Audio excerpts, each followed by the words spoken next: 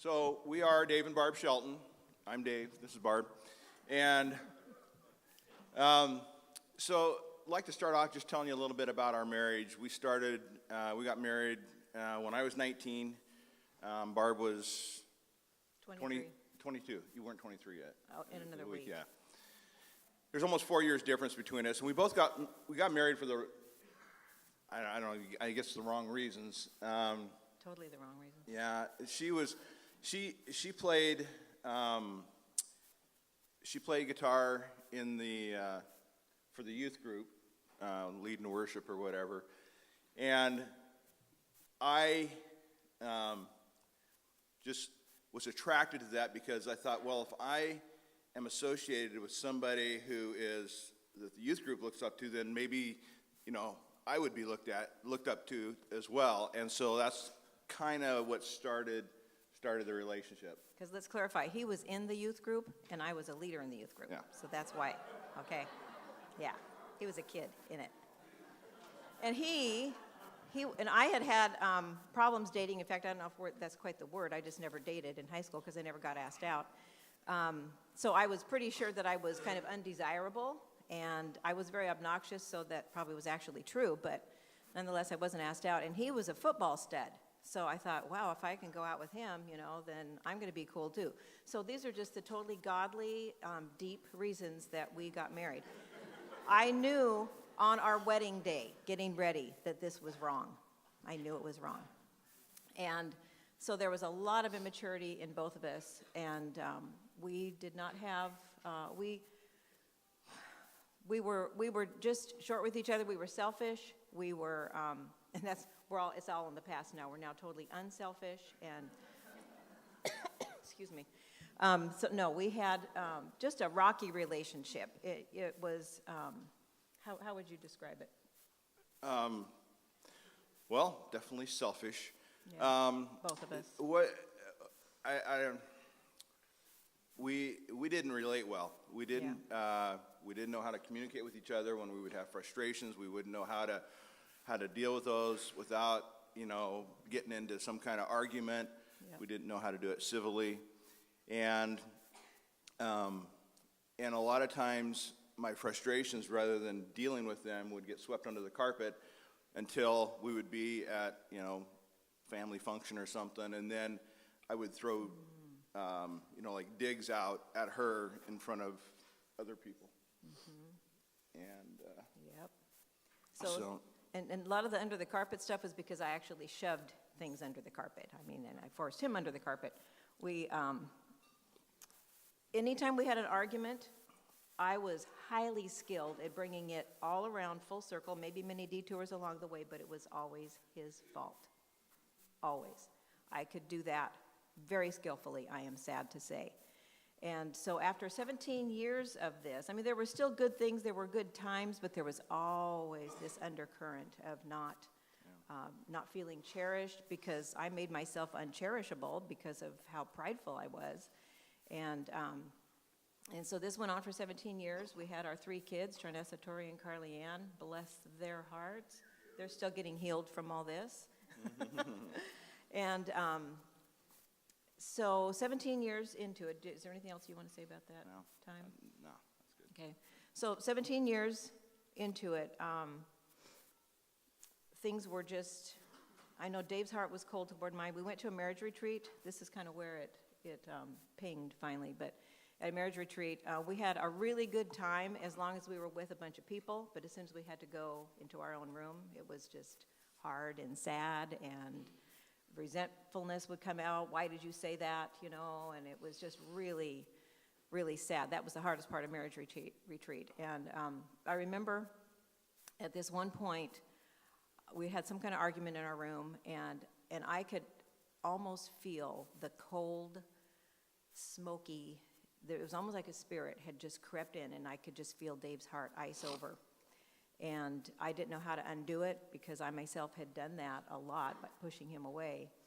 And so then after that it was not long after that, do you want to, okay, so So I started noticing that he was very distant. He was distant that day, but then it just stayed on. Usually we would get past it and we could get jokey about things and at least have some kind of levity. But he just remained distant, is the best way to put it. Distant, cold, unresponsive to me. Just, with my jokes, he wouldn't laugh at my jokes, which were pretty funny, so that was pretty serious. And so it was a few months went by, and it just kept getting colder and colder. And so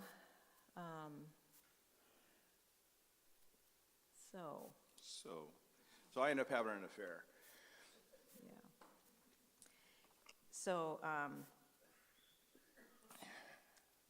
So there were different seasons and different ways that the affairs happened, because it was more than one. We're not going to get into all of the anatomy of that, but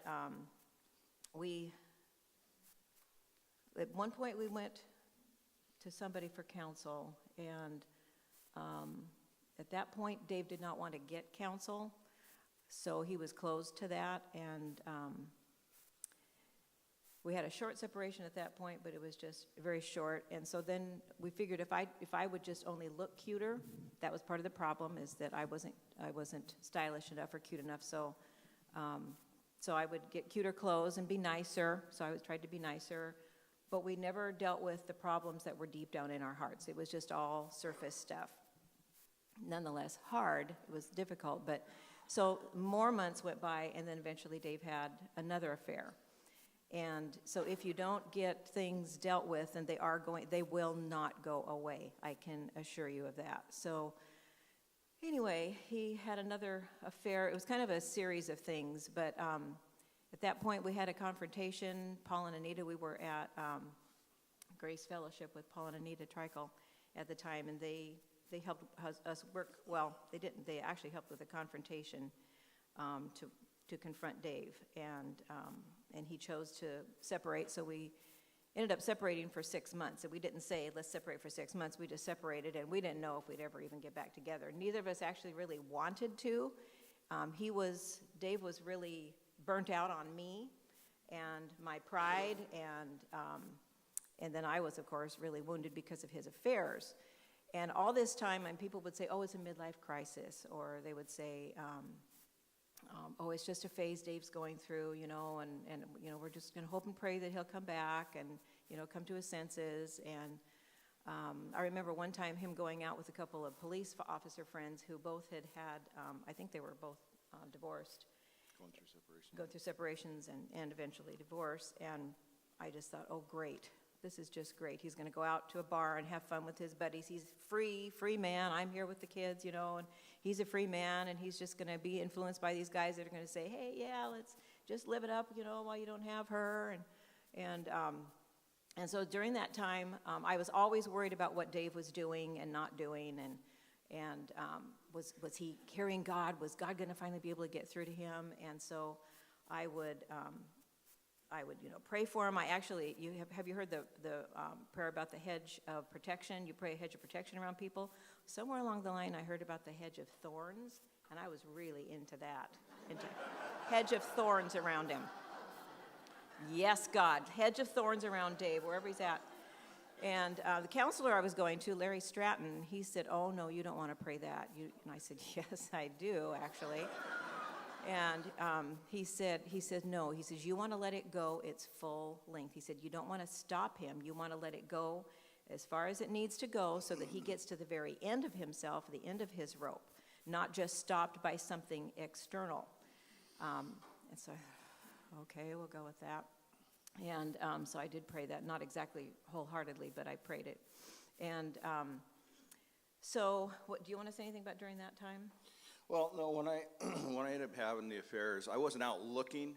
It's just that we had so much stuff that was undealt with and so much dissatisfaction in our own lives.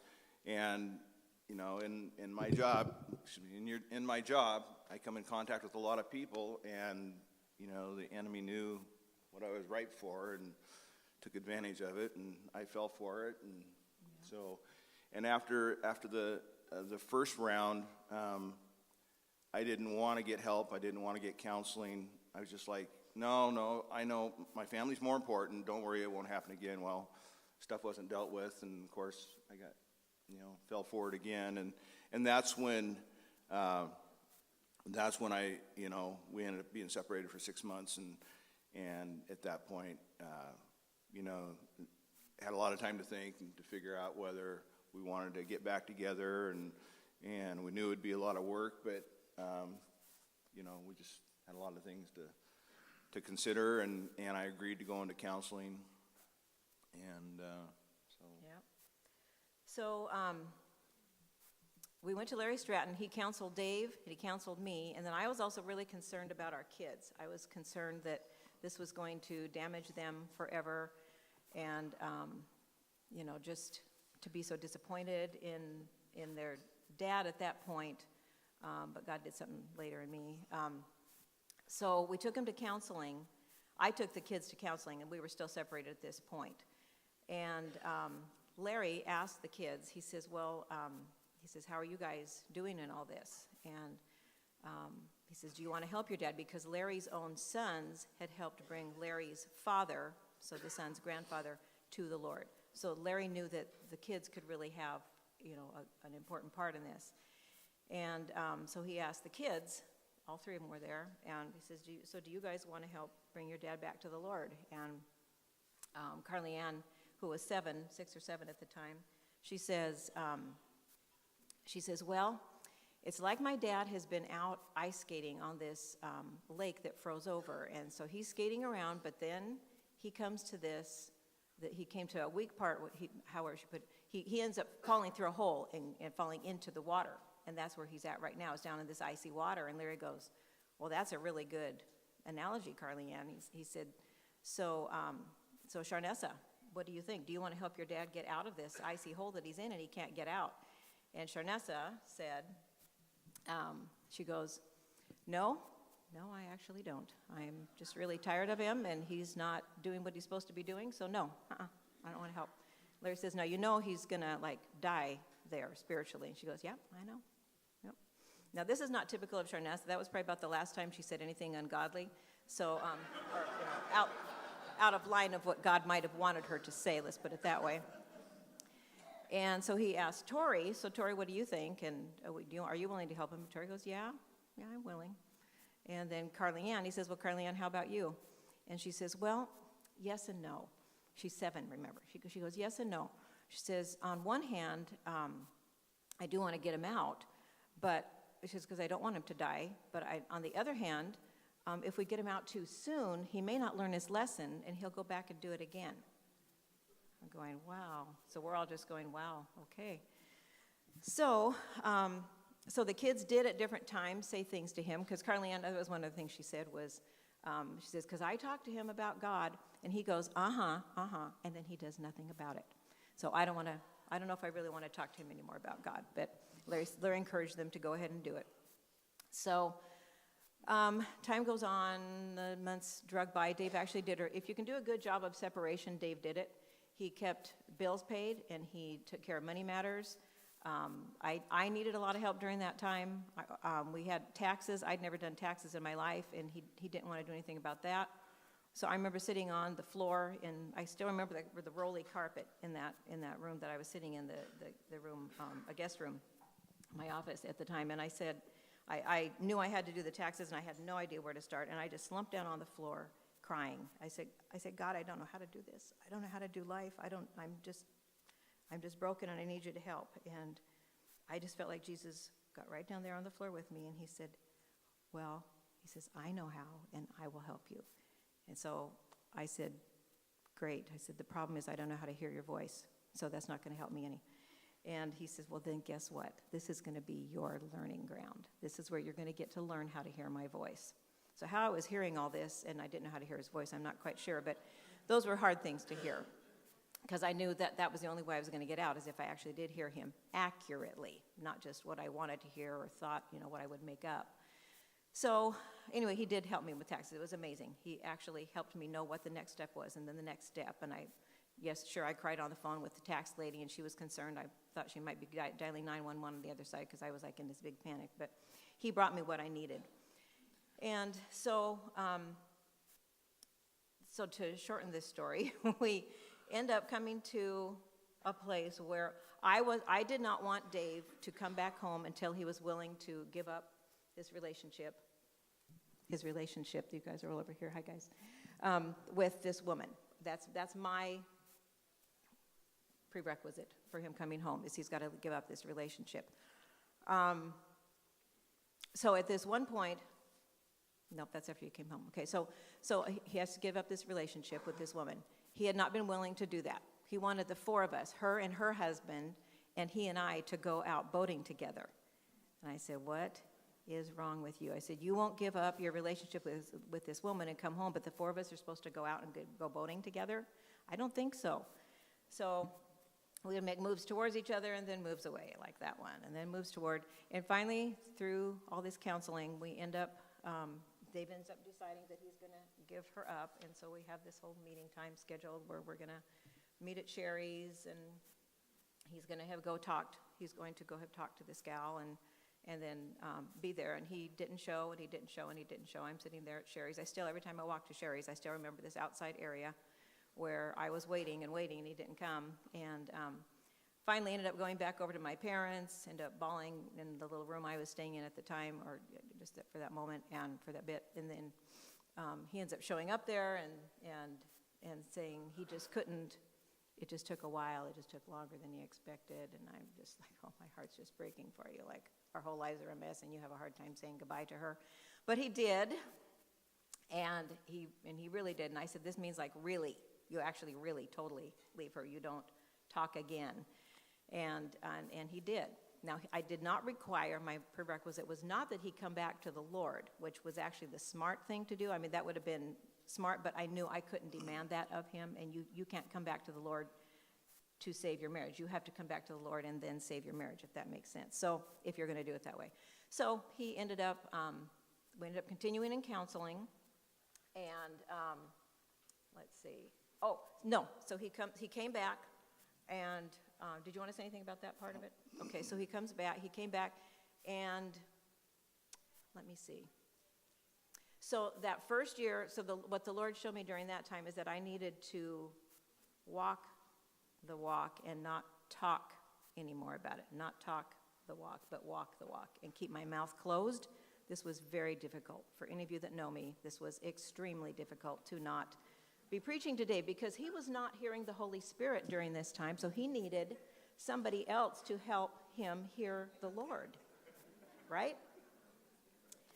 Except he always resisted it for some odd reason, because, I just thought I did a really good job of guilting him into things, and I used eloquent words, and they still didn't work. He still just got further and further and harder. So I had to keep my mouth closed and just walk the walk. And we had to find things in common. We didn't have things in common. We actually never had, but we had enough busyness and things that we did that it didn't. We just were kind of able, and we had kids, and we were actually homeschooling through this time. And so I remember Larry Stratton, I asked him when we were just getting to the point where, okay, we're thinking we can come back together now. So Larry Stratton, I said, Larry, we don't have anything in common. How are we going to have a marriage? I said, can we even have a marriage if we don't have anything in common? And he says, oh, yes, you can. I personally think now he was lying through his teeth, but he was speaking in faith. Because he knew, he had spent enough time with both of us to know, I don't know, but we were married. And so one thing I had heard from Pastor Miner years ago is he said that there were different couples that got married for the wrong reason, but ended up sanctified and redeeming their relationship, and other couples got married for all the right reasons and in godly, waiting 7 years, and then they ended up in sin, devastation. So that was extremely hopeful to me, is that our marriage had started out with about the dumbest reasons you could possibly want to get married, knowing full well on my wedding day that we should not be getting married, and that I did not truly love him the way you would love your husband on your wedding day, at least on your wedding day. And so I knew God could redeem anything. So that was my hope that I was hanging on to during this time. So he comes back home. We lived this first year together, him not going to church, and he still, we both were nicer to each other. We were kinder. We had worked through some things. And then about a year into it, we heard that Jerry Praetzel was coming to our church to do a plumb line. And they said that if your spouse comes, that the spouse will probably get more out of it. So that was the hook I used with Dave to see if he would go. Now, I didn't actually think he would do what because you have the hot seat and you sit in this, we call it the hot seat, and you get ministered to. You go back and you deal with something in your childhood or your past that was very difficult, and you let God and Holy Spirit and the people there minister to you. So you get set free from this thing. You forgive the person. And there's lots more to it than that, but Dave said he would go because he wanted me to get as much out of it as I possibly could. So we go through it, and we had been holding hands through this plumb line. It's like a 3-day thing. We're holding hands, and I'm starting to notice that his hands are cold. Dave's hands are never cold. Out in the snow, Dave's hands are not cold. Dave is always warm, but his hands are cold, and I'm going, this is really different. I was not expecting him to go and be in the hot seat and get ministered to. It was all about me. But at this one point, we're getting to the end, I think there were 3 people left, and Dave popped up and said that what he did is he went to the chalkboard, and he wrote on it. He wrote his name, D-A-V-E, upside down, and he drew a plumb line through, I can't remember exactly what it was, I've got it on the back of my notes, but through whatever would be hanging down, the V at that point maybe, the V. So he draws a plumb line through it, and he says, my life has been upside down. And he says, and I want to be made right. I want to be turned right back. And so Jerry steps up, and he goes, that's really good, Dave. He says, but you know what? He actually wants to take it. So he turned the whole whiteboard right side up, and he says, and he's going to give you a whole new plumb line now. And so then Dave sat in the hot seat and got ministered to, and I've got all these gals sitting around me, and we're all crying and praying and all that. It was absolutely wonderful. So then after that, they say, well, anybody else? And there were 2 people left, and I was one that had not gone yet. And I said, no, I don't need to go. I said, I've got everything I need. And Dave goes, oh, no, you don't. And he takes my hand, and he walks me up to the front, and I said, okay, I guess I'm going, which was good. I had everybody's got stuff to deal with, so we got that dealt with. So then we come home, and I think we told the kids, it was Saturday night, we told the kids that Dad had come back to the Lord. And it was a really sweet time, but it was different. It's like we didn't know how to do this. We didn't know how to relate, but we were all really happy. So we all go to bed. I get up in the morning, and Dave is up before I am. He's sitting in his chair, and he's writing. And I thought, oh, no. Is he writing a suicide note? Is he writing, I'm leaving because I can't actually do this? It was a nice idea, but I just actually can't follow through on this. So I did not know what was going on, and he didn't seem to want to tell me. Yeah, which was fine. So he still ended up going to church with us. We went, we're going to Grace Fellowship with Paul and Nita. So we get there, and Dave ends up going over. I see him going over and talking with Paul. Can you get that out? And he talks with Paul, and then he hands him something folded up. And I'll take this one. Thank you. And so they end up having all 3 kids come up front. Carly Ann was so short they had her standing on a chair, and they all got in a huddle, and Dave had given a letter to Paul to read in front of the kids, in front of the body, which this was not like Dave. He didn't even want to go to church, and he's not an upfront man. That's why I'm doing more talking than him. He's fully released me to do all the talking that I want to do, but you'll hear from him too. So anyway, so Paul pulls out this letter that I have in my hand. And he goes, dear, he just chokes up, he can't do it. And so Dave's standing there in the meantime with all 3 kids in the huddle, standing up front. And so they're just waiting for Paul to start reading, and Paul tries again. Can't do it. He just can't do it. So I think he tries the 3rd. So Dave kind of looks over and so, Paul, are you going to read it? Paul, yeah, man, yeah, bro, I'll do it. Can't do it. So Anita goes, oh, for heaven's sakes. She gets up, and she goes and grabs a letter from Paul, and she starts reading this. And I'm going to go ahead and read it to you, because it says a lot more than just, well, you'll see. Dear Sharnessa, Tori, and Carly Ann, I wish I could say this with my own mouth, but I can't. I really want to, but one of the things that has been passed on down to me from my mother is the inability to keep from crying. And you know how easily she cries. I hope that what I have to say doesn't lose its impact just because it's coming from someone else's mouth. Just know that this came from my heart. standing before you as a broken man, the prodigal father. I'm sorry. I'm sorry for what I've taken you through, for being selfish and pursuing my fleshly desires. You kids mean so much to me, and I know my actions haven't always dictated that.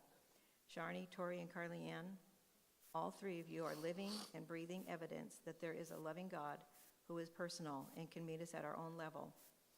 Thank you for seeing that, realizing that, and living that out, even though I didn't. God is constant, and his grace is abundant. Here again, you kids are living proof of that. Okay, this is a man that had not been walking with the Lord or talking about God in years. Even the years that he went to church, his heart wasn't fully there, right? Yeah. Thank you for keeping your eyes on him, the true and wholesome Father, in spite of the example that I have been. Sharnessa, you have such a radiant, vivacious spirit. This is evidence that God is real and alive in you. Keep the faith. Tori, you have such gentleness and compassion. You have allowed God to come in and continually mold and soften your heart. Don't lose that. Carly Ann, you make life fun. You are so full of energy, and some of the things that come out of your mouth blow me away. I love the way that God speaks through you. You are a child of God, and don't ever believe anything else. Kids, every day we make choices. As you know, I've made some pretty poor and costly choices. I really feel that God has covered a lot of that with you. Thank you for not losing faith and hope in him through it all. If you felt abandoned during any time in your life, especially recently, I apologize and ask your forgiveness. I pray that God will take away that feeling of abandonment and fill you with a feeling of love, warmth, and security. I want to be there for each of you as you go through the different stages in your life. I want to be sensitive to God and be able to help you with your struggles. You kids are precious to me, and I love you. Will you take me back wholly and let me back totally into your heart? Love, Dad. So they had a wonderful time of reuniting at that point, and I went up and joined them in the huddle and invited, and it was just a great, wonderful time of rejoicing and reuniting. And what's wonderful is that Dave has been there for everything in their life, and we have been together. I know this is not always going to be the case. Not every marriage can be redeemed, or the people aren't, one of the people maybe at least isn't in the right place, so you can't continue. So I don't want any kind of guilt if your marriage didn't make it. No guilt whatsoever. God is going to take you right exactly where you're at and whatever place. He might pull you back with your spouse, but he might not, and especially if you're already remarried. But God he's a redeemer, and he redeems us wherever we are at and heals our hearts. So,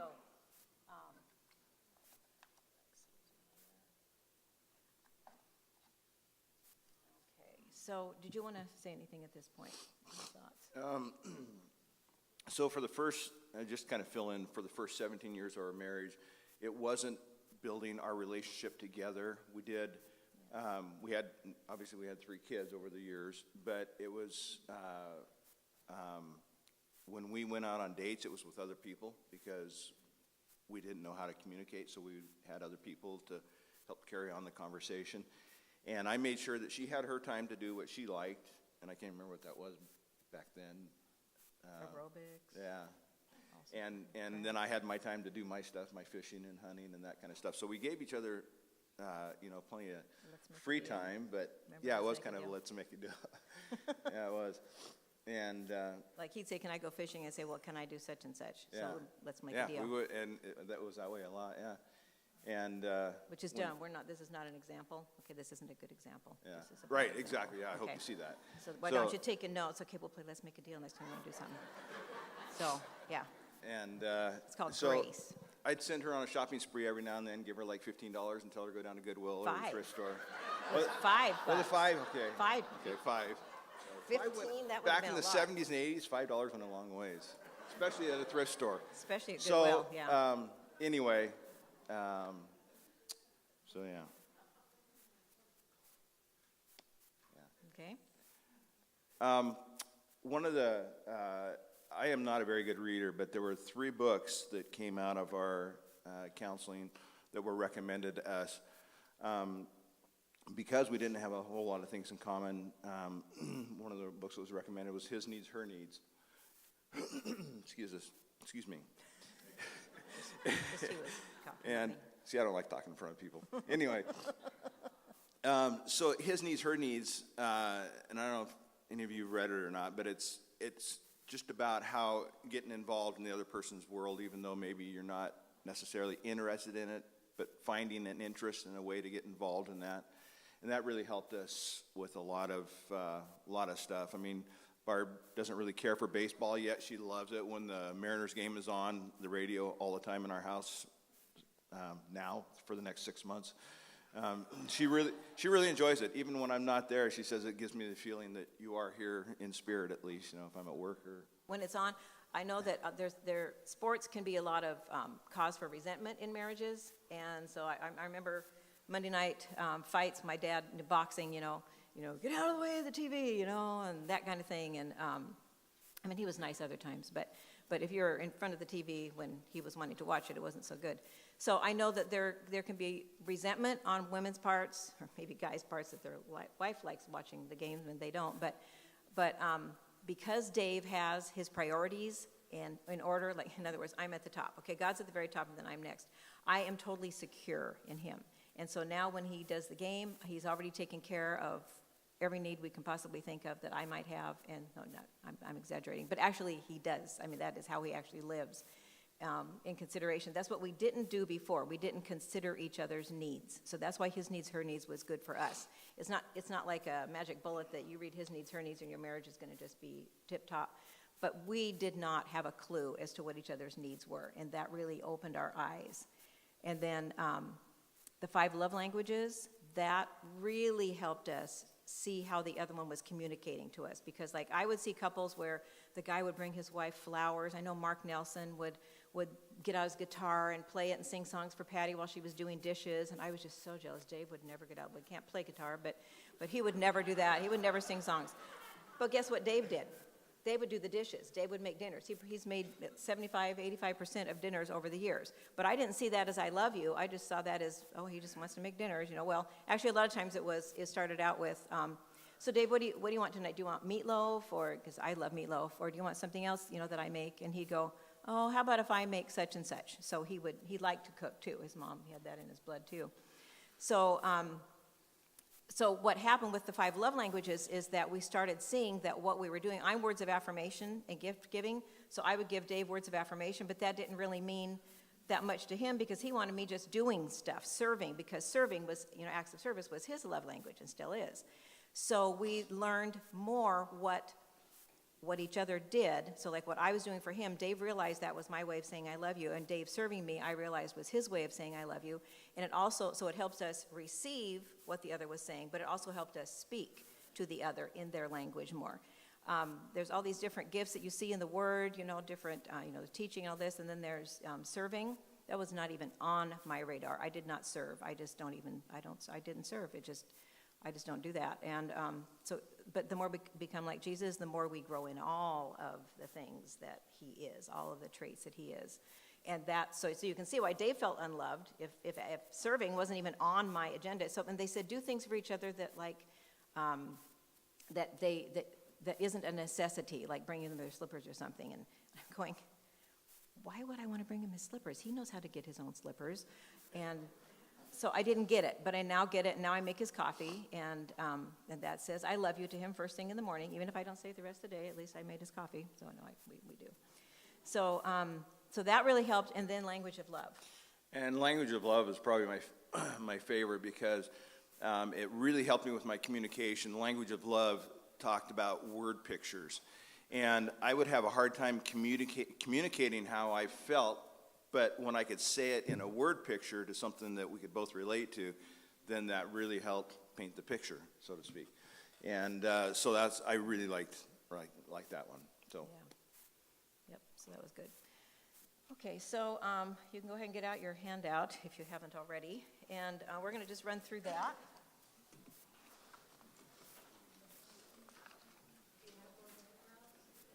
Are there more handouts? How about if you. How many don't have one?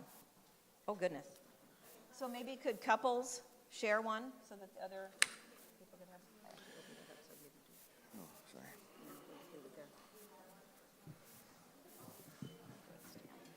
Okay, so This is called A Dozen Ways to Strengthen Your Marriage. Okay.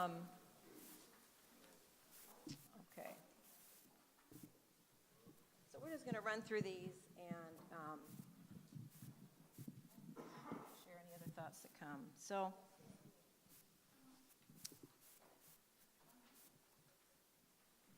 divorce, I'm going to say right up at the top here. Divorce is not a virus that hits marriages. It's the natural death result of many poor choices.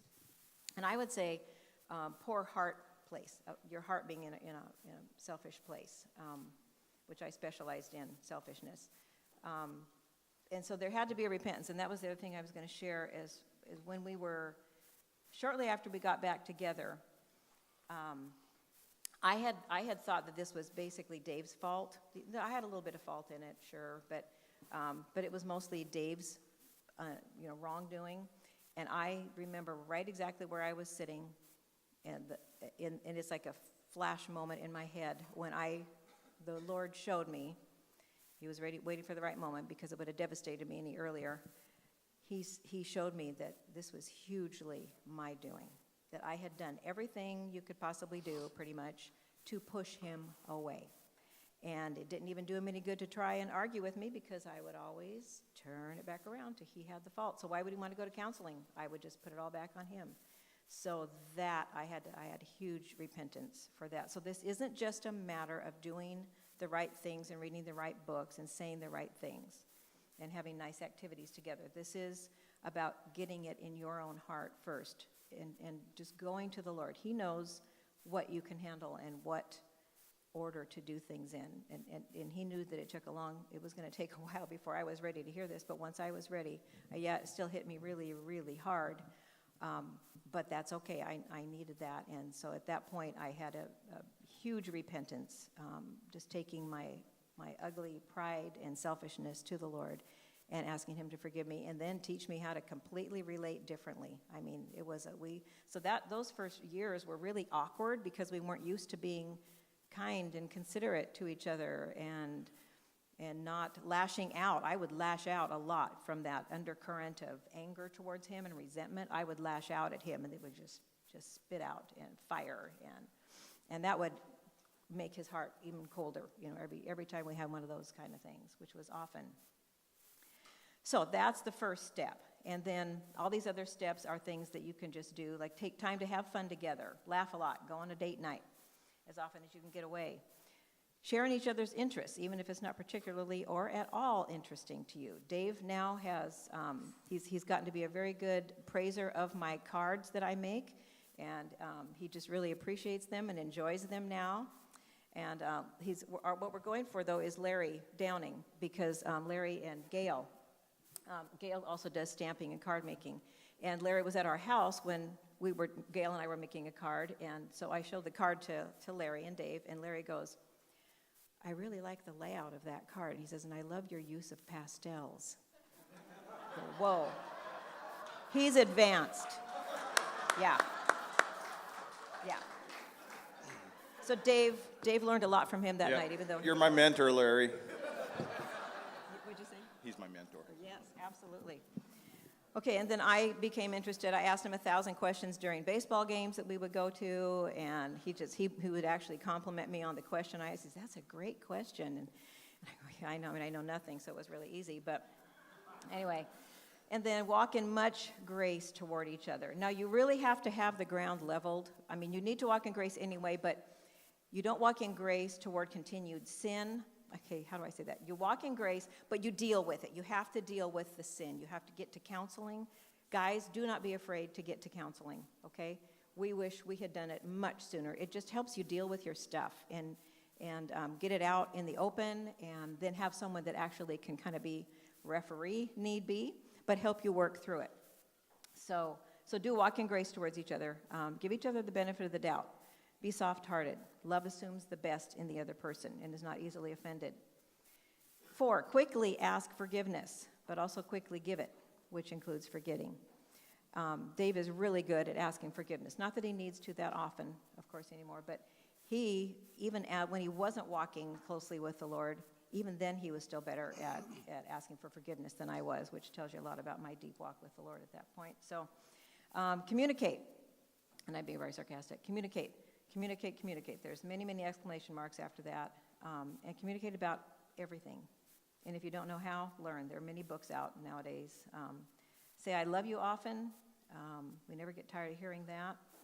And then I've got several variations in case you need a few other ideas for what to say instead of I love you. Be teachable and humble. Don't assume that you know it all. There's always more to learn about stuff, life, each other. If you come up to something you just can't work out together, as I said, get counseling. Did you want to add anything in here? Can you just stop me when you do? 7, value each other. Husbands, be as generous with money as you have the means to be, which you can see why I say that now. It actually took me many years before I actually felt like I could take like $20 and go spend it not at Goodwill. Of course, I came home with a lot less. That wasn't so fun, but but that went a long time. But Dave just is so generous, and that makes me feel valued.